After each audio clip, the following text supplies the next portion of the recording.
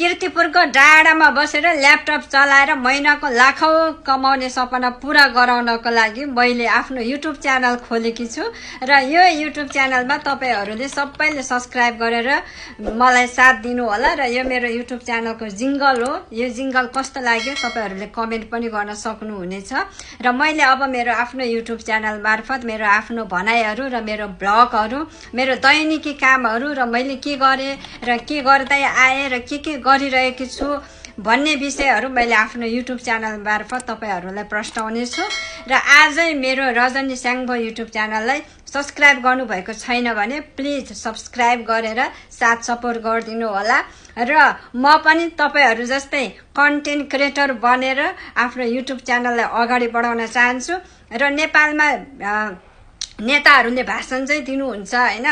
अब कीर्तिपुरको डाँडामा गएर महिनाको लाखौं कमाउने भनेर, तर कमाउन सकिन्छ नसकिने होइन। कन्टेन्ट क्रिएटर चाहिँ हुनु पर्यो, कन्टेन्ट क्रिएट गर्न सक्नु पर्यो हैन।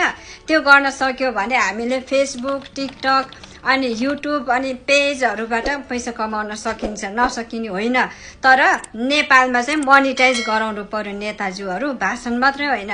यसलाई तपाईहरुले मोनिटाइज गराएर लिगल रूपमा तपाईहरुले नेपालमा पनि प्रयोजनमा ल्याउनलाई यति सपोर्ट गर्नुभयो भने तपाईहरुको भाषणमा हामी बल्ल विश्वास गर्नेछौं र आउँदो चुनावमा तपाईलाई नै भोट दिनेछु भनेर हामी यसरी ठोकेर भन्छौं।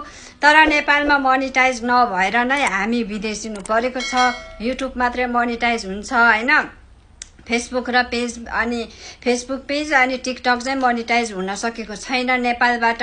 त्यसैले कन्टेन्ट क्रिएट गर्दै छु अनि युट्युब मार्फत तपाईहरुलाई देखाउँदै छु। आजै मेरो रजनी स्याङ्बो युट्युब च्यानललाई सब्स्क्राइब गरेर साथ सपोर्ट गरिदिनु होला है त। धन्यवाद।